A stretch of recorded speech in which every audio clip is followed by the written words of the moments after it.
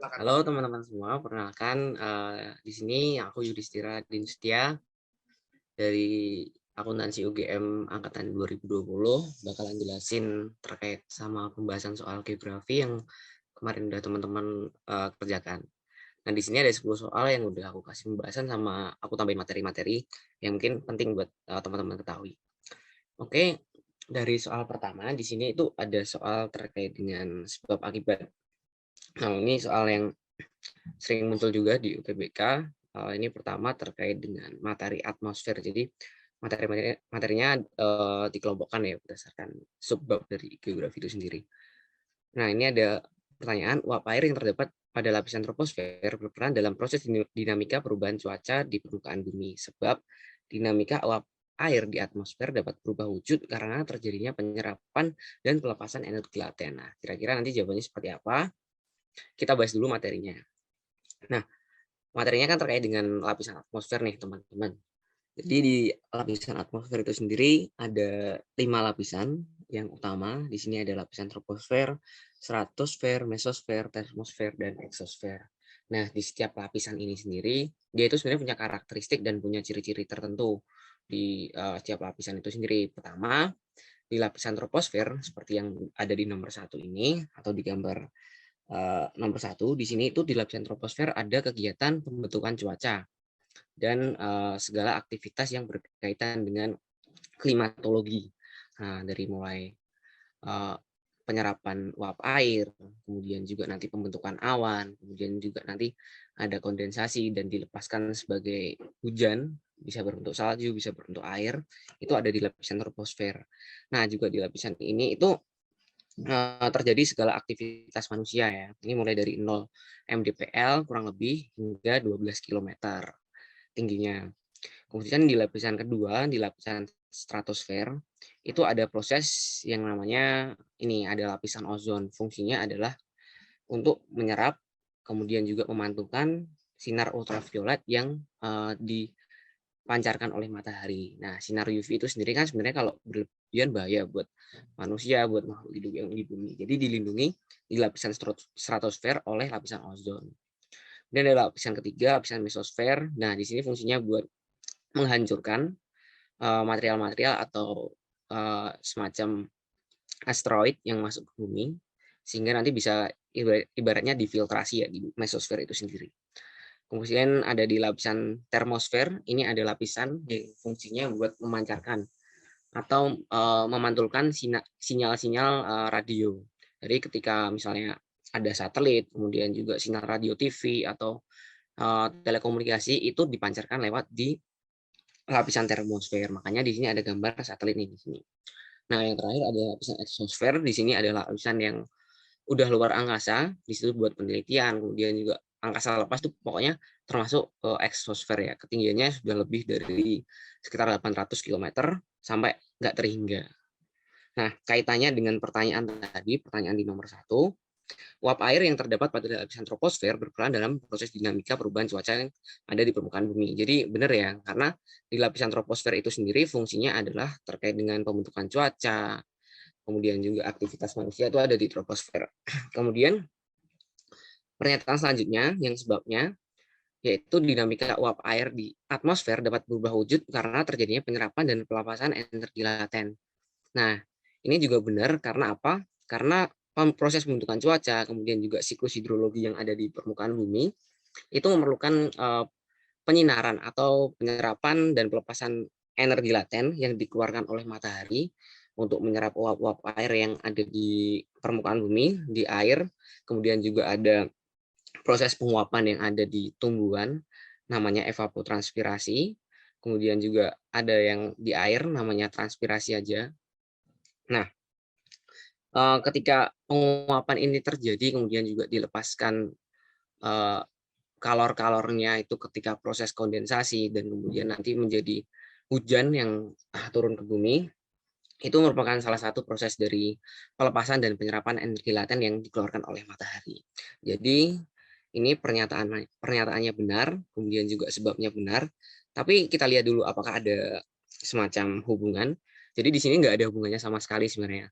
Karena apa? Karena pernyataannya itu membahas terkait dengan keadaan atau proses yang terjadi di troposfer, kemudian sebabnya itu berkaitan dengan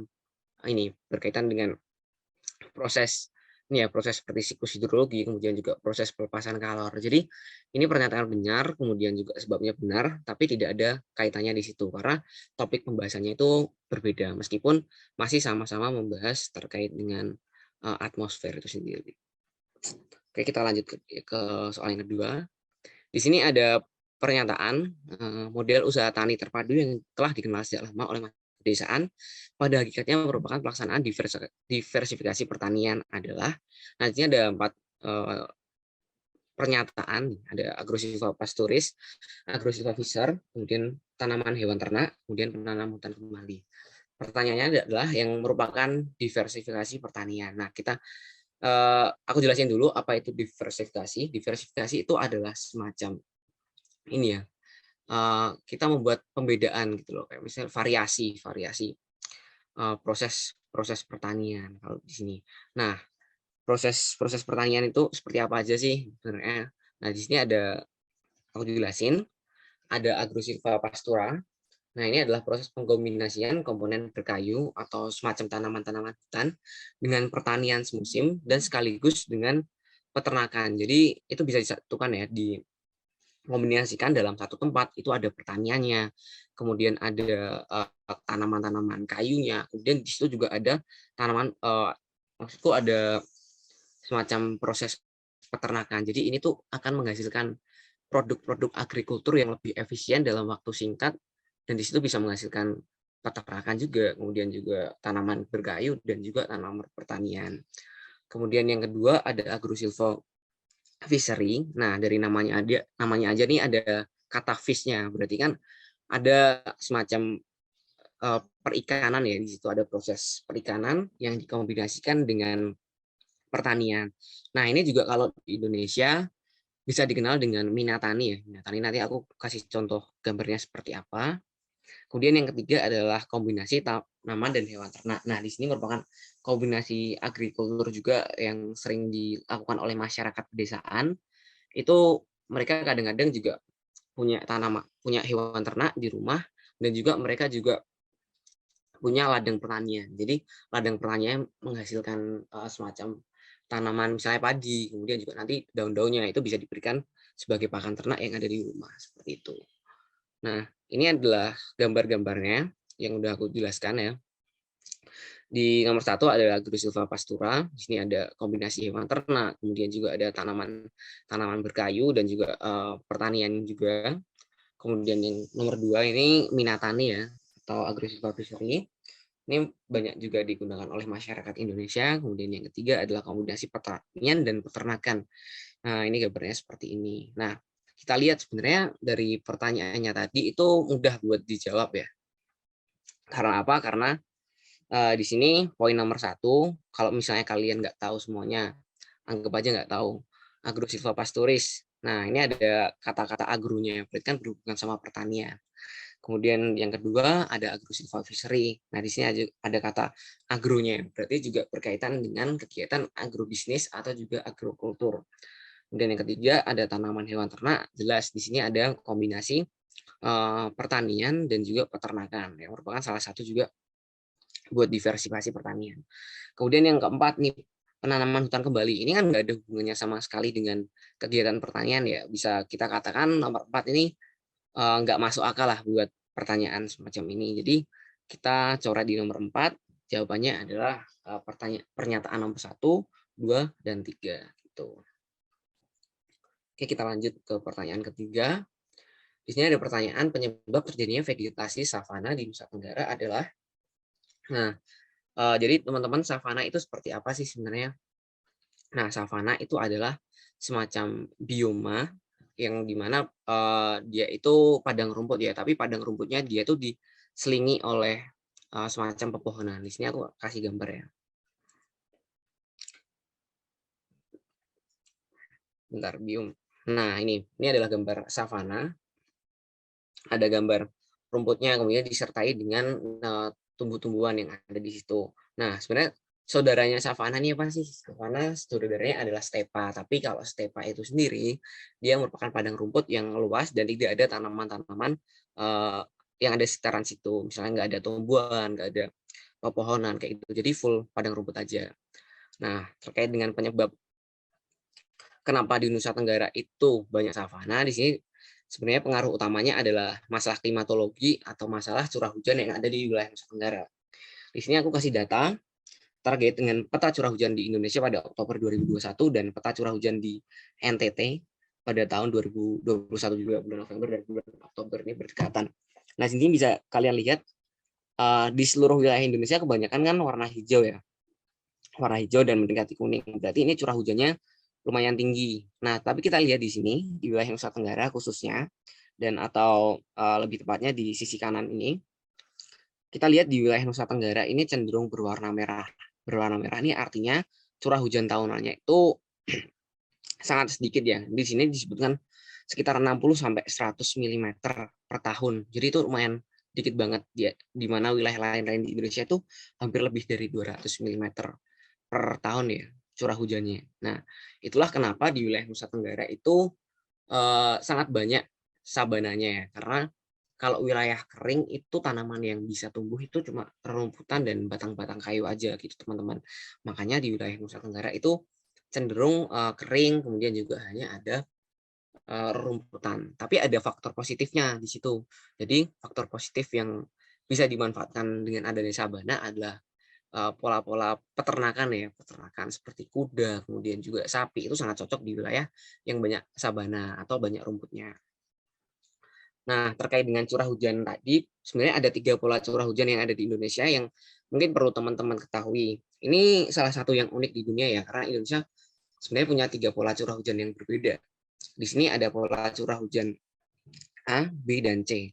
Nah, ini sangat berbeda sekali, di mana yang A itu adalah pola hujan monsunal, di mana dia itu punya karakteristik yang sama ya kayak di wilayah Indonesia Barat seperti yang kita rasakan, di mana pada akhir tahun dan awal tahun itu curah hujannya sangat tinggi. Di sini bisa kita lihat ya.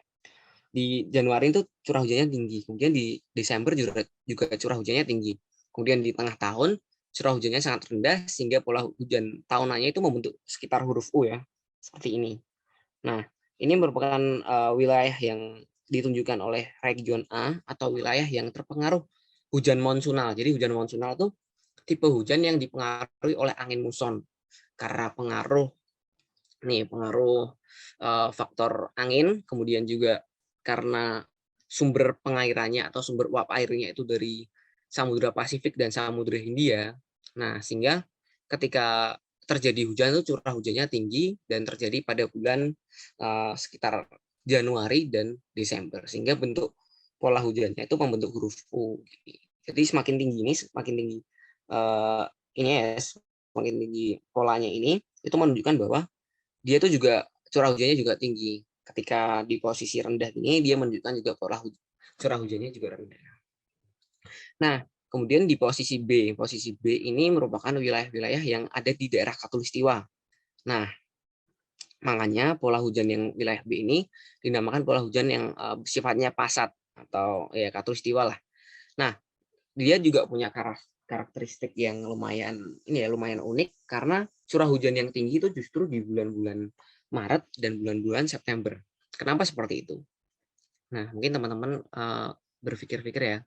Nah, karena pada bulan Maret dan bulan September itu matahari tepat di atas khatulistiwa atau tepat di 0 derajat ya.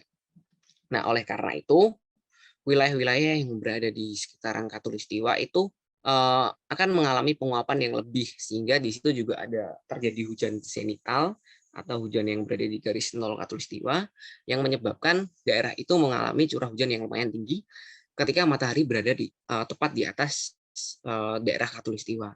Nah, ini ditunjukkan oleh wilayah bagian B ya, di sini sekitar Selat Kalimata, kemudian juga sebagian Sumatera dan Kalimantan Barat.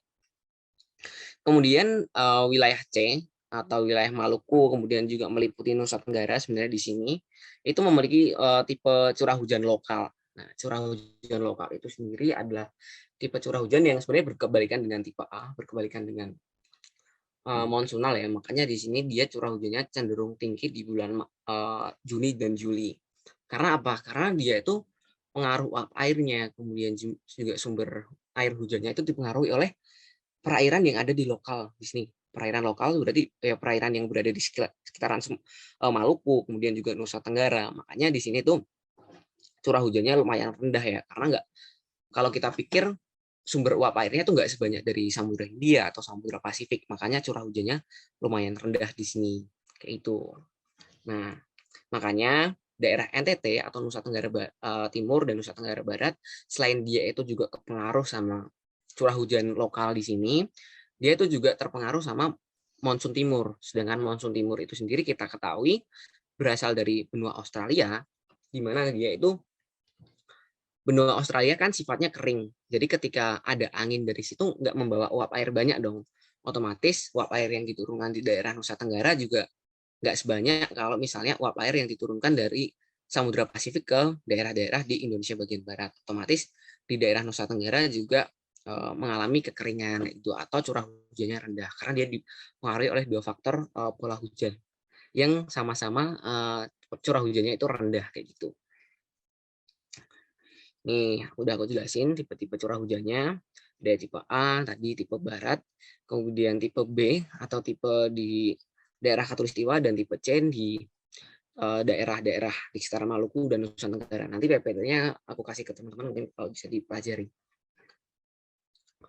Ini tadi ada savana yang bentuk seperti ini bisa dimanfaatkan untuk area peternakan juga ya. Nah, ini jadi jawabannya alasan karena kenapa ada banyak savana di Nusa Tenggara adalah pengaruh curah hujan yang rendah sehingga vegetasi yang mampu tumbuh hanyalah rumputan dan pepohonan. Jawabannya D. Nah, pertanyaan keempat. Nah, tanah di daerah delta rawan terjadi penurunan atau amblesan karena ada A, B, C, D. Nah, di sini sebelumnya aku jelasin dulu materinya terkait dengan delta. Nah, apa sih delta itu? Nah, delta adalah endapan di muara sungai yang terbentuk ketika air sungai bertemu dengan perairan lain yang memiliki arus lemah atau diam. Nah, jadi delta itu terbentuk dari endapan-endapan yang dibawa oleh sungai, kemudian menuju muara, dan dia kan otomatis selama bertahun-tahun atau berpuluh-puluhan ribu tahun mengendap, otomatis nanti endapannya itu akan menjadi sebuah daratan. Daratannya sebenarnya itu daratan sedimen, karena berupa endapan-endapan dari material-material sebelumnya yang terbawa oleh arus sungai. Nah, ini aku kasih contoh, salah satu delta terbesar di dunia adalah delta Sungai Nil. Ini warnanya hijau ya. Kenapa seperti ini? Karena daerah delta itu sendiri merupakan daerah yang subur. Karena apa? Karena merupakan wilayah sedimen yang dimana kalian tahu tanah sedimen kan memiliki banyak unsur hara karena dia itu merupakan material lepasan dari wilayah-wilayah yang lumayan subur. Kemudian terdapat di satu wilayah. Ini biasanya dimanfaatkan oleh petani-petani di Mesir untuk daerah pertanian. Kalau kalian lihat Google Maps, terus kalian zoom, pasti di situ ada semacam kotak-kotak pertanian. Nah, ini aku kasih tahu dulu karakteristik tanah sedimen yang ada di delta itu seperti apa. Jadi karakteristik tanah sedimen itu yang pertama adalah dihasilkan akibat pengendapan material sebelumnya. Jadi material-material yang terbawa arus, kemudian juga material halus yang terbawa sungai itu nanti akan mengendap yang menjadi tanah sedimen tadi. Kemudian yang kedua adalah subur dan memiliki banyak kandungan mineral. Karena apa? Karena endapannya itu kan dari material yang lepas ya, material yang lepas dari tanah-tanah sebelumnya yang pasti punya kandungan mineral tinggi. Itu terendapan sehingga di situ juga mengendap material-material yang banyak kandungan mineralnya. Kemudian yang ketiga nih yang paling penting adalah sifatnya lunak dan mudah hancur. Kenapa seperti itu? Karena tanah sedimen itu kan dari endapan dari material-material yang kecil-kecil banget ya. Material yang kecil-kecil banget, kemudian juga dia itu diendapkan otomatis nggak punya struktur yang kuat, nggak punya struktur yang mengikat. Berbeda kayak tanah-tanah yang ada di sekitaran pegunungan atau daerah gunung. Dia itu ya tanahnya kan berasal dari material vulkanik. Selain itu juga dia itu pasti punya batuan inti ya, punya batuan dasar dari material gunung-gunung, kayak misalnya ada batuan gede-gede yang ada di dalam tanah. Nah, itu adalah material-material batuan hidup yang juga menguatkan komponen dari tanah-tanah yang ada di sekitaran pegunungan. Sedangkan tanah sedimen yang ada di delta itu kan nggak punya batuan induk ya. Mana ada kayak semacam batuan-batuan gede terendapkan di delta kan enggak, pasti hanya material-material kecil. Sehingga dia nggak punya semacam batuan induk yang besar-besar seperti itu. Nah, itulah mengapa di daerah delta itu punya tanah yang sifatnya lunak dan mudah hancur. Kayak gitu. Nah, ini aku jelasin lagi info menarik sih sebenarnya terkait dengan jenis-jenis delta. Nah, di dunia ini sebenarnya jenis delta banyak banget, dari mulai delta yang sifatnya elongate, kemudian juga estuarin, kemudian juga cusped. Nah, ini terbentuk oleh karakteristik masing-masing nih teman-teman. Kenapa bentuknya seperti ini kayak kaki burung, terus ini bentuknya seperti ini, terus ini bentuknya kok nggak panjang tapi kayak cuma masuk ke daratan, justru masuk. Ini sebenarnya ada pengaruh-pengaruh tertentu. Nah, ini ya kalian bisa lihat di sini ada pengaruh-pengaruhnya dan aku akan jelaskan. Yang pertama elongate. Jenis elongate ini ketika delta itu terbentuk karena arus sungai itu yang terlalu kuat. Jadi arus sungainya tuh lebih kuat daripada arus lautnya. Otomatis material yang ke bawah ke laut itu akan semakin jauh gitu. Nah, kemudian akan membentuk semacam daratan yang menjorok ke laut banget nih kayak gini. Nah, kemudian yang kedua adalah yang jenis estuarin. Nah, jenis estuarin ini sendiri dipengaruhi oleh ini arus sungai dan juga pasang surut air laut. Sehingga ketika arus sungainya membawa material-material dari daratan, kemudian juga masuk ke muara, dia itu terhantam oleh material-material yang juga dibawa ketika air laut itu mengalami proses pasang surut. Sehingga jenis bentuk bentuk deltanya itu ya nggak terlalu panjang ke laut, juga nggak terlalu menjorok ke daratan kayak gitu. Karena ada semacam dua arus yang saling bertabrakan gitu loh teman-teman. Jadinya membentuk delta yang seperti ini. Kemudian yang ketiga adalah jenis cusped. Nah, jenis cusped ini sendiri adalah bentuk delta yang dia itu agak cenderung masuk ke dalam karena dipengaruhi oleh arus laut yang terlalu kuat. Nah, di sini ketika ketika arus yang dibawa oleh sungai nih, material-material yang dibawa ke sungai udah banyak dari daratan terus masuk ke muara, tapi kehantam lagi oleh arus dari laut, otomatis dia itu nggak bisa menjorok ke laut ya, pembentukan deltanya, sehingga pembentukan deltanya agak masuk kayak gini. Itu jenis cusped. Nah, terkait dengan jawaban tadi, kenapa sih di delta itu kok gampang terjadi amblesan? Ya karena delta merupakan daerah yang terbentuk dari pengendapan sedimen yang dibawa oleh aliran sungai ya, dan dia juga bukan merupakan tanah yang punya batuan induk, kemudian dia juga sifatnya lunak sehingga eh, tidak tepat kalau misalnya daerah delta digunakan sebagai wilayah hunian atau pembangunan-pembangunan yang masif karena tanahnya itu lunak, kemudian juga dia terpengaruh juga masalah hidrologi ya karena ada pengairan di situ dari sungai yang dari daratan, kemudian juga pengaruh air dari laut, sehingga dia itu juga tanah yang banyak kandungan airnya, nggak cocok kalau dibuat bangunan karena akan mudah ambles kayak gitu loh. Tuh jawabannya. Kemudian untuk nomor 5 sendiri, ini ada pertanyaan sebab akibat lagi terkait dengan keruangan. Nah, perencanaan penataan kota sangat tepat jika dilakukan penerapan pendekatan keruangan. Sebab pendekatan keruangan mendapatkan analisis pemanfaatan ruang secara efektif dan efisien di suatu wilayah. Oke, kita jelaskan dulu. Jadi sebenarnya materi ini berkaitan dengan 3 pendekatan geografi, yaitu pendekatan keruangan, pendekatan ekologi, dan pendekatan kompleks wilayah. Ini materi dasar yang udah teman-teman banyak dapatkan ya di sekolah.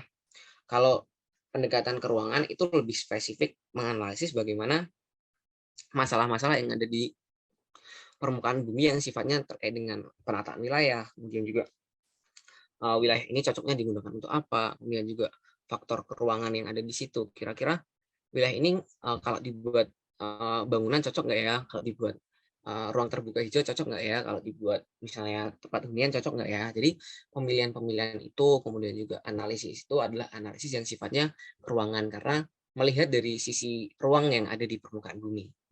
Kemudian yang kedua ada pendekatan ekologi yang sifatnya ini melihat masalah-masalah geografi dari segi lingkungan. Jadi kita menganalisis faktor-faktor geografi, menganalisis semacam masalah geografi itu dari masalah lingkungan. Karena apa? Karena misalnya seperti ini, misalnya seperti masalah banjir, kemudian juga tanah longsor, dia itu melihat dari faktor lingkungannya, apakah lingkungannya udah benar atau belum, apakah semacam kayak ekologinya, pepohonannya, kemudian juga vegetasi yang di situ itu mendukung buat terjadinya longsor apa enggak, atau justru dia itu udah bagus dan udah penataannya bagus, dibuat semacam reboisasi kayak gitu. Nah, itu adalah pendekatan-pendekatan ekologi yang sifatnya membahas lingkungan atau alam. Dan yang ketiga, pendekatan kompleks wilayah. Ini lebih lebih kompleks lagi, melihat dari faktor keruangannya seperti apa, kemudian juga faktor ekologinya seperti apa. Misalnya dalam proses penataan pedesaan nih, penataan pedesaan atau penataan kompleks perumahan, dia itu melihat, oh kalau ditempatkan di sini keruangannya cocok nggak ya dari segi jauh apa dekatnya dari kota, dia juga jauh apa dekatnya dari pasar kayak gitu. Terus itu kan dari sisi keruangannya. Kalau dari sisi ekologinya, kira-kira kalau dibuat di wilayah ini perumahan itu mengganggu lingkungan nggak ya? Terus juga kalau dibuat di wilayah situ mengganggu flora fauna yang ada di situ nggak ya kayak gitu. Nah itu lebih ke kompleks wilayah. Jadi pendekatan keruangan, ekologi itu digunakan secara bersamaan. Nah, di sini kita fokus pendekatan keruangan dulu ya. Pendekatan keruangan itu lebih fokus menganalisis masalah geografi dari aspek yang berkaitan dengan ruang seperti aku sebutkan tadi. Jadi segala sesuatu yang ada di permukaan bumi itu dikaji dengan masalah di pendekatan keruangan. Nah, kalau kita bandingkan atau kita lihat dari pertanyaan ini terkait perencanaan penataan kota, sangat tepat jika dilakukan penerapan pendekatan keruangan. Ini sangat tepat ya, karena tentunya perencanaan penataan kota itu sangat butuh analisis kayak semacam tata ruangnya seperti apa, kemudian juga kira-kira pembangunannya itu sudah tepat kalau apa belum dari segi desain wilayah, kemudian juga desain lokasi, itu kan sangat berkaitan dengan posisi pendekatan keruangan. Kemudian sebabnya pendekatan keruangan mendapatkan analisis pemanfaatan ruang secara efektif dan efisien di suatu wilayah. Ini juga sebabnya benar, karena pendekatan keruangan itu lebih fokus pada ruang itu digunakan untuk apa secara efektif dan efisien, sehingga dia itu nggak buang-buang ruang, juga dia itu nggak merugikan ruang yang lainnya juga. Jadi antara sebab dan akibat ini sangat berkaitan, antara juga penataan ruang dan juga pemanfaatan ruang. Jadi seperti itu. Mungkin teman-teman nanti bisa cari-cari contoh-contoh pendekatan keruangan, ekologi, dan juga kompleks wilayah, biar teman-teman bisa lebih paham dan lebih mengerti terkait dengan pendekatan geografi. Nah, kemudian soal yang nomor 6, di sini ada pertanyaan fenomena permukaan bumi yang dapat ditentukan secara visual dalam media peta melalui perspektif spasial adalah 1, 2, 3, 4. Nah, perspektif spasial nih apa dulu nih teman-teman? Jadi perspektif spasial adalah perspektif keruangan yang dia itu sebenarnya bisa dilihat kalau misalnya ada peta di hadapan teman-teman, kalian bisa lihat membayangkan dari atas peta itu bisa kelihatan apa aja sih kayak gitu.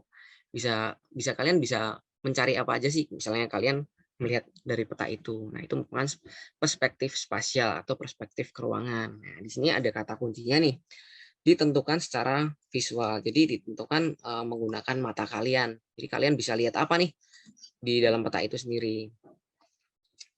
Nah, di sini ada 4 jawaban.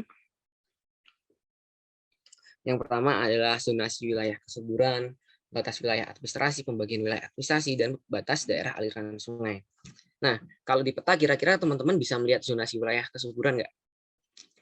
Tentunya bisa ya, di peta khusus atau peta tematik itu zonasi dan wilayah kesuburan itu biasanya digambarkan dalam warna-warna tertentu atau dikasih tanda-tanda tertentu, sehingga ini secara visual bisa teman-teman lihat di peta kayak gitu ya. Kemudian yang kedua ada batas wilayah administrasi. Nah, ketika kalian buka peta pasti ada batas-batas wilayah yang bentuknya garis-garis kayak itu. Nah, itu di peta kalian juga bisa lihat secara visual. Kemudian ada pembagian wilayah administrasi. Nah, pembagian wilayah administrasi yang misalnya wilayah Jawa Tengah, wilayah Jawa Timur, DKI Jakarta yang dikelompokkan di wilayah administrasi tersendiri, pasti kalian bisa lihat di peta. Ini juga termasuk ini ya perspektif spasial yang bisa dilihat secara visual. Kemudian batas daerah aliran sungai. Nah, batas daerah aliran sungai ini juga di peta bisa ditentukan menggunakan perspektif spasial dan bisa kalian lihat secara visual. Oleh karena itu jawabannya keempatnya benar ya. 1, 2, 3, 4 betul. Jadi kalau di jawabannya adalah E. Nah, aku tambahin ya, mungkin dari segi perspektif spasial udah kita lihat. Nah, yang selanjutnya ingin aku kasih tahu, ini materi tambahan sebenarnya adalah ada perspektif ini ya, aku nih perspektif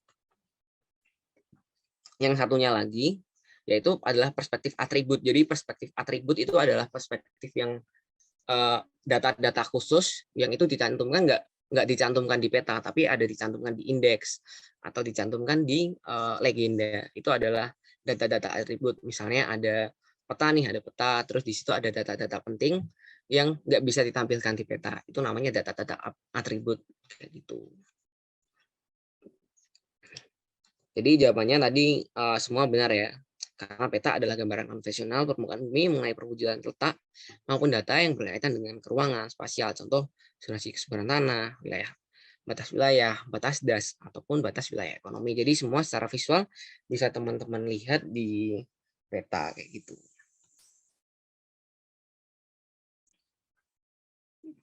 Nah, kita lanjut ke pertanyaan ke-7. Nah, di sini ada pertanyaan, tujuan petani menerapkan teknik penutupan permukaan tanah dengan lembaran plastik hitam sebelum penanaman adalah APJDE. Nah, sebenarnya maksudnya lembaran plastik hitam sebelum penanaman mungkin teman-teman tahu apa enggak?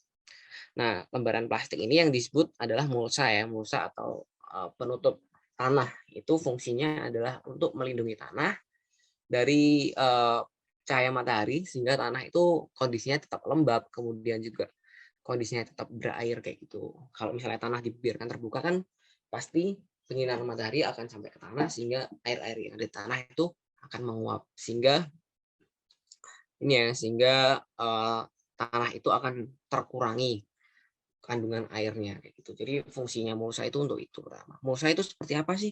Jadi mulsa itu bentuknya seperti ini nih teman-teman. Ini mulsanya. Nah, sebelum kita bahas lebih jauh, mungkin aku akan jelaskan terlebih dahulu konservasi tanah itu ada apa aja sih. Nah, di sini ada konservasi mekanis sama konservasi vegetatif.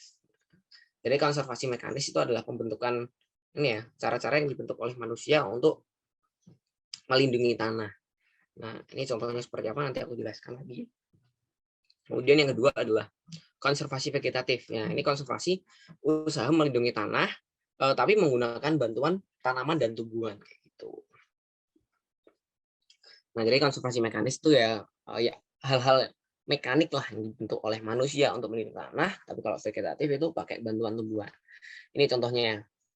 Nah, ini merupakan konservasi vegetatif ya. Yang pertama adalah reboisasi. Jelas reboisasi berfungsi untuk melindungi tanah ya, menjaga stabilitas tanah agar nggak longsor, kemudian juga agar bisa menahan air juga kayak gitu. Kemudian yang kedua penggunaan mulsa. Nah, mulsa ini juga bisa melindungi tanah ya. Di situ ada faktor tumbuhan yang dilindungi juga dari cahaya matahari sehingga lingkungan yang ada di tanah itu tetap terjaga kondisi airnya. Kemudian yang sini ada strip cropping. Nah, strip cropping ini adalah proses penanaman tumbuhan yang dia itu ini ya searah sama arah mata angin atau maksudnya searah sama arah angin yang datang gitu sehingga kalau searah itu pasti kan anginnya itu bisa lewat situ dengan baik dan nggak menghancurkan tanah yang ada di bawah-bawah tanaman ini gitu. Jadi strip cropping ini berfungsi untuk melindungi tanah-tanah yang ada di bawahnya pakai pola penanaman seperti ini. Kemudian yang kedua ini adalah konservasi mekanis. Jadi konservasi mekanis itu gampangannya apa sih yang dibuat oleh manusia kayak direkayasa oleh manusia. Nah, di sini ada 3 yang kasih contoh. Di sini ada yang pertama adalah sumber resapan. Jelas sumber resapan itu adalah mekanisme yang dibuat manusia untuk menjaga kestabilan air di tanah dan juga melindungi tanah supaya tetap subur, kemudian juga tetap terjaga kandungan mineralnya. Kemudian yang kedua adalah sengkedan. Sengkedan atau terasiring. Ini bentuk mekanik yang dibentuk oleh manusia untuk melindungi tanah di daerah yang miring agar nggak mudah longsor. Jadi dibentuk undak-undakan sepertinya, teman-teman. Kemudian yang ketiga ada gulut. Nah, gulut ini merupakan sebuah semacam saluran air yang dibentuk di daerah miring juga di sini. Nah, di sini ada gundukan nih fungsinya apa? Fungsinya adalah agar air yang datang dari atas itu nggak langsung jatuh ke bawah, nggak langsung nerobos ke bawah gitu. Karena kenapa? Karena kalau airnya itu langsung turun ke bawah, langsung melintasi permukaan tanah, otomatis daerah topsoil di atas tanah ini atau wilayah permukaan tanah itu yang kaya akan mineral-mineral unsur hara, dia itu akan lewat bersama air. Makanya dibuat gundukan-gundukan seperti ini agar airnya itu bisa lewat pelan-pelan, nggak langsung turun ke tanah seperti itu. Itu yang konservasi mekanis ya. Jadi jawabannya tadi adalah tujuan petani menerapkan teknik penutupan permukaan tanah dengan lembaran plastik hitam sebelum penanaman adalah, nih kalau kita jawab mengendalikan hama tanaman, ini nggak jelas ya. Jelas salah, karena hama tanaman itu cara mengendalikannya adalah menggunakan pestisida yang sifatnya bisa menghancurkan insekta. Kemudian memperbaiki struktur tanah. Nah, sebenarnya memperbaiki struktur tanah ini juga benar, tapi kurang tepat ya kalau kaitannya dengan penutupan menggunakan mulsa itu sendiri. Mungkin kalau pertanyaannya terkait dengan mengapa konservasi tanah dilakukan, ya itu jawabannya memperbaiki struktur tanah itu juga bisa. Nah, tapi kalau ini pertanyaan tentang mulsa ya memperbaiki struktur tanah itu kurang tepat. Nah, kemudian yang C, meningkatkan kesuburan tanah. Nah, jawaban C ini yang benar. Karena apa? Karena penggunaan mulsa itu tentunya akan menjaga kelembapan air yang ada di tanah. Kalau kelembapan air di tanah itu terjaga, itu maka kesuburan tanah bisa meningkat ya. Kayak gitu. Nah, yang D ini jawabannya meningkatkan kadar air di tanah. Nah, jawabannya kadar air, tapi kadar air di sini pernyataannya meningkatkan. Nah, yang mampu meningkatkan kadar air itu sebenarnya kan hujan, kemudian juga ada irigasi, itu mampu meningkatkan kadar air. Tapi kalau mulsa itu sendiri nggak bisa meningkatkan kadar air. Dia cuma bisa melindungi kadar air di tanah agar tetap terjaga gitu. Nah, kemudian yang E, menurunkan kadar racun tanah. Nah, ini jawabannya salah ya, karena menurunkan kadar racun tanah itu nggak pakai mulsa, tapi bisa pakai kayak cara-cara ya pemakaian pupuk atau pemakaian pupuk organik kayak gitu. Itu bisa menurunkan kadar racun yang ada di tanah. Jadi jawaban buat pertanyaan nomor 7 adalah C ya, teman-teman, meningkatkan kesuburan tanah. Itu. Nanti teman-teman bisa cari-cari lagi terkait dengan konservasi tanah ya. Tapi banyak banget konservasi yang bisa dilakukan untuk menjaga tanah agar lebih stabil. Nah, nomor 8. Tujuan pemanfaatan citra multitemporal dalam aplikasi penginderaan jauh pada fenomena geografis adalah, ini sebenarnya aku kasih tahu dulu ya. Sebenarnya di geografi itu ada dua citra yang sangat sering dibicarakan. Yang pertama adalah citra multispektral dan citra multitemporal. Nah, di pertanyaan kita kan yang ditanya citra multitemporal. Nah, tapi aku jelasin dulu. Citra multispektral ini apa sih? Jadi citra multispektral adalah salah satu semacam citra penginderaan jauh yang dia itu menggunakan semacam sinar elektromagnetik untuk mengetahui di permukaan bumi itu seperti apa kayak gitu. Di permukaan bumi itu ada apa aja kayak gitu. Jadi ketika menggunakan sensor elektromagnetik akan kelihatan satu-satu. Oh, ini daerah pertanian. Oh, ini daerah permukaan pemukiman warga. Oh, ini daerah pertanian kayak gitu. Jadi citra multispektral ini adalah penggunaan citra penginderaan jauh yang menggunakan sinar elektromagnetik. Tapi yang kedua, citra multitemporal merupakan gambaran objek permukaan bumi yang mengalami perubahan dari waktu-waktu sehingga bisa dianalisis oleh manusia. Jadi multitemporal, dari kata temporal ya. Temporal kan tempo berarti waktu ya. Nah, di sini menganalisis bagaimana permukaan bumi itu dari waktu ke waktu, bisa dilihat menggunakan citra temporal. Nah, di sini aku kasih contoh. Nah, ini merupakan gambaran citra multitemporal ya, dari waktu ke waktu antara sebelum terjadinya tsunami Aceh dan setelah tsunami Aceh. Nah, keuntungan dari penggunaan citra multitemporal kita bisa menganalisis, bisa tahu, oh sebelum terjadi itu seperti apa sih lokasinya, oh setelah terjadi seperti apa, sehingga bisa dianalisis oleh manusia ya, oleh kita orang awam bisa melihat kayak itu. Jadi terjadi semacam zona waktu lah, bisa kita lihat dari waktu ke waktu gimana perubahannya gitu. Nah, di sini bisa dilihat yang awalnya ada pemukiman warga, kemudian juga langsung hilang seketika karena setelah terjadinya tsunami Aceh. Ini. Tapi yang bawahnya, yang ini multitemporal atau yang satunya multispektral ya. Nah, ini digunakan untuk menganalisis jenis objek di permukaan bumi menggunakan gelombang elektromagnetik. Nah, ini menggunakan sinar ya, sinar ultra merah atau sinar elektromagnetik yang digunakan untuk menganalisis daerah-daerah atau objek yang ada di permukaan bumi kayak gini. Ini bentuk-bentuk citra multispektralnya. Sebenarnya ada banyak dari pakai UV, kemudian pakai sinar gamma, kemudian juga pakai sinar ultra inframerah kayak seperti yang ini. Itu bisa menganalisis jenis-jenis permukaan bumi. Makanya di sini beda ya antara warna hijau kemudian juga warna merah. Nah, kalau pakai sinar UV yang warna hijau yang ini itu akan kelihatan daerah-daerah yang ini permukaan bumi atau misalnya kayak ini perumahan-perumahan warga kayak gitu ya. Nah, tapi kalau pakai yang inframerah itu akan kelihatan daerah-daerah yang warnanya hijau atau di sini bisa kita analisis sebagai daerah-daerah yang ketutup pepohonan di sini ya, bisa dianalisis. Jadi dari penggunaan multispektral ini bisa kelihatan permukaan buminya seperti apa kayak gitu. Kalau warnanya hijau seperti ini bisa kita analisis ada daerah-daerah di pinggir jalan, ada perumahan-perumahan warga, tapi kalau merah karena ada unsur klorofilnya ya, ketika bertemu dengan sinar atau elektromagnetik dari inframerah, maka akan kelihatan seperti ini, bisa kelihatan itu sebagai kayak daerah-daerah hijau atau pepohonan. Jadi jawabannya citra multitemporal ini sendiri berisi informasi pada suatu daerah yang bisa menggambarkan kondisi dari waktu ke waktu ya. Jadi jawabannya yang A. Ini jawabannya yang A ya teman-teman. Kemudian kita lanjut ke nomor 9. Nah, di nomor 9 ini dampak negatif yang timbul dari revolusi hijau di sektor pertanian adalah ABCDE. Nah, kita lihat dulu revolusi hijau itu revolusi apa sebenarnya?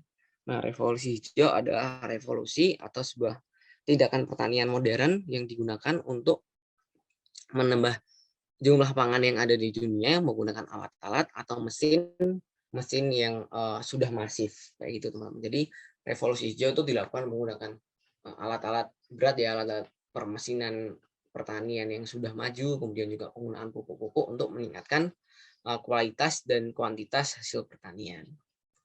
Nah, sebenarnya ada beberapa revolusi pertanian yang aku jelasin ke teman-teman di sini. Ada revolusi pertanian pertama, kedua, ketiga, dan keempat. Nah, revolusi pertanian pertama ini terjadi pada tahun 12.000 sebelum Masehi, ditandai dengan domestikasi pertanian. Domestikasi pertanian ada apa sih sebenarnya? Nah, domestikasi pertanian itu adalah orang-orang yang pada zaman itu udah menanam tanaman itu di daerahnya masing-masing. Misalnya udah punya khas-khas tertentu gitu. Misalnya daerah-daerah di Asia Timur itu menanam semacam tanaman padi. Kemudian di daerah Timur Tengah, di daerah lembah Sungai Efrat dan Tigris, itu mereka menanam gandum karena gandum asalnya dari sana gitu loh. Kemudian juga padi asalnya dari Asia Timur kayak gitu. Itu namanya domestikasi pertanian. Itu revolusi pertanian pertama yang dilakukan oleh manusia. Kemudian revolusi pertanian kedua dilakukan pada zaman revolusi industri, ketika alat-alat pertanian sederhana, kemudian juga robot-robot mekanis sederhana untuk pertanian itu sudah bisa ditemukan oleh manusia, sehingga manusia menggunakan bantuan itu untuk meningkatkan jumlah pangan. Kemudian revolusi pertanian ketiga atau revolusi hijau Green Revolution. Nah, ini dilakukan pada awal tahun 1950, merupakan revolusi pertanian menggunakan alat mekanis dan pupuk secara ekstensif untuk meningkatkan hasil pertanian. Nah, jadi yang dibahas di soal ini adalah yang revolusi hijau ini ya. Mereka udah menggunakan pupuk kimia, kemudian juga menggunakan alat-alat pertanian secara ekstensif, kemudian juga menggunakan mesin-mesin yang banyak untuk meningkatkan hasil pertanian. Kemudian revolusi pertanian yang keempat atau revolusi Evergreen Revolution, ini merupakan revolusi pertanian terakhir yang dilakukan oleh manusia untuk menanggulangi dampak dari revolusi pertanian ketiga. Jadi revolusi pertanian ketiga atau Green Revolution ini, dia itu meskipun sifatnya masif, menghasilkan banyak produk pertanian, tapi dia menggunakan pupuk-pupuk kimia yang berbahaya teman-teman. Jadi itu membuat lingkungan itu menjadi nggak stabil, menjadi rusak kayak gitu. Oleh karena itu, manusia itu menggunakan revolusi pertanian keempat untuk memperbaiki dampak dari revolusi pertanian sebelumnya. Sehingga di Evergreen Revolution ini lebih fokus pada peningkatan kualitas pangan dan juga peningkatan kualitas lingkungan. Kayak gitu. Nah, terkait dengan pertanyaan ini, jadi sisi negatif dari revolusi hijau, nah dia itu akan menghilangkan kesuburan tanah ya, tanah berkurang, kemudian juga tanaman-tanaman itu lebih kebal terhadap hama karena juga dikasih pestisida terus akhirnya nggak mempan kan kayak gitu. Nah, terus juga penggunaan alat-alat berat yang paling penting ini alat-alat pertanian yang modern. Nah, itu akan menggerus penggunaan manusia atau penggunaan tenaga pertanian sehingga fokusnya adalah revolusi hijau ini yang dilakukan pada tahun 1950 hingga akhir tahun 1900-an itu menyebabkan lapangan pekerjaan menjadi berkurang. Jadi jawabannya adalah yang ini ya, penurunan jumlah petani dan lapangan kerja karena di revolusi hijau itu orang-orang fokus menggunakan alat-alat pertanian yang modern. Bisa dipelajari oleh teman-teman semua nanti. Nah, kemudian yang terakhir adalah ini ada soal prinsip korologi sesuai untuk menjelaskan fenomena 1, 2, 3, 4. Aku jelasin dulu. Ini prinsip-prinsip geografi sebenarnya ada 4 ya. Mungkin teman-teman ingat. Ada prinsip deskripsi, ada prinsip interrelasi, prinsip distribusi, dan prinsip korologi. Nah, yang pertama prinsip deskripsi itu apa sih? Jadi prinsip deskripsi itu adalah prinsip geografi yang dia itu menjelaskan fenomena geografi. Misalnya, petir adalah atau wilayah Sumatera Selatan adalah daerah penghasil minyak bumi dan batu bara. Itu merupakan deskripsi yang dilakukan yang dinyatakan oleh seorang geograf atau dinyatakan dalam tulisan berbentuk sebuah kalimat atau deskripsi. Maka prinsip itu menggunakan prinsip deskripsi. Nah, kalau yang kedua, prinsip interrelasi atau hubungan sebab akibat itu merupakan prinsip geografi yang digunakan untuk menjelaskan sebab akibat terjadinya suatu peristiwa geografi tertentu. Misalnya, tanah longsor disebabkan oleh hujan deras. Nah, itu kan adanya hubungan sebab akibat ya. Gitu. Jadi itu merupakan prinsip interrelasi. Kemudian yang ketiga adalah prinsip distribusi atau prinsip persebaran. Nah, ini merupakan prinsip geografi yang menyatakan adanya persebaran-persebaran fenomena geografi. Misalnya persebaran barang tambang atau persebaran wilayah manusia kayak gitu. Misalnya wilayah-wilayah yang padat penduduk sama wilayah yang kurang penduduk kayak gitu. Kemudian yang keempat ada prinsip korologi atau prinsip yang menganalisis secara kompleks terkait dengan prinsip deskripsi, prinsip interrelasi, dan prinsip distribusi. Jadi prinsip korologi itu prinsip gabungan kayak gitu. Dia menjelaskan deskripsi iya, interrelasi iya, kok distribusi iya kayak gitu. Jadi kita di pertanyaan ini fokus korologi ya. Jadi korologi itu bisa membahas semuanya. Kalau kita analisis dari pernyataan 1, 2, 3, 4, kira-kira persebaran jenis flora fauna di Indonesia ini masuk prinsip apa nih? Nah, dia kan persebaran. Berarti fokusnya adalah terkait dengan prinsip distribusi. Jadi pernyataan nomor 1 salah ya. Kemudian yang kedua, hubungan antara banjir dan curah hujan. Nah, hubungan banjir dan curah hujan ini sendiri itu bisa dipahami atau dianalisis secara lebih kompleks dulu. Banjir bandang, kemudian juga banjir seperti apa dengan curah hujan yang misalnya curah hujannya tinggi atau curah hujannya yang sangat sangat tinggi di beberapa wilayah gitu. Sehingga dia itu bisa kita jelaskan pakai prinsip korologi kayak gitu. Dia menjelaskan banjirnya iya, kemudian juga menjelaskan di mananya iya kayak gitu. Kemudian yang pernyataan 3, Pantura menjadi jalur utama saat mudik lebaran. Nah, ini kalau kita lihat secara sama, pernyataan nomor 3 merupakan prinsip deskripsi ya, karena dia tuh cuma menjelaskan Panturanya itu menjadi wilayah mudik untuk masyarakat yang menjalankan lebaran gitu. Jadi udah kita coret nih pertanyaan nomor 1 dan nomor 3 salah. Nah, yang nomor 2 benar ya. Kita lihat nomor 4. Nah, nomor 4 sebab akibat kekeringan di wilayah Indonesia. Nomor 4 ini merupakan juga prinsip korologi karena dia juga membahas sebab akibatnya. Kemudian juga dia juga membahas terkait apa sih yang terjadi dari sebab akibat itu dan juga membahas keruangannya itu di mana, yaitu di wilayah Indonesia. Jadi yang benar adalah pernyataan nomor 2 dan 4. Itu ya teman-teman, di sini bisa dijelaskan lagi.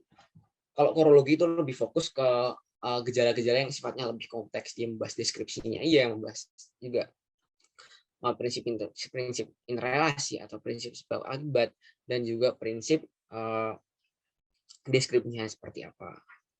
Itu mungkin teman-teman pembahasan dari aku dari nomor 1 sampai nomor 10. Mungkin kalau teman-teman butuh PPT-nya mungkin bisa aku kirim ke Mas Kevin nanti ya Mas.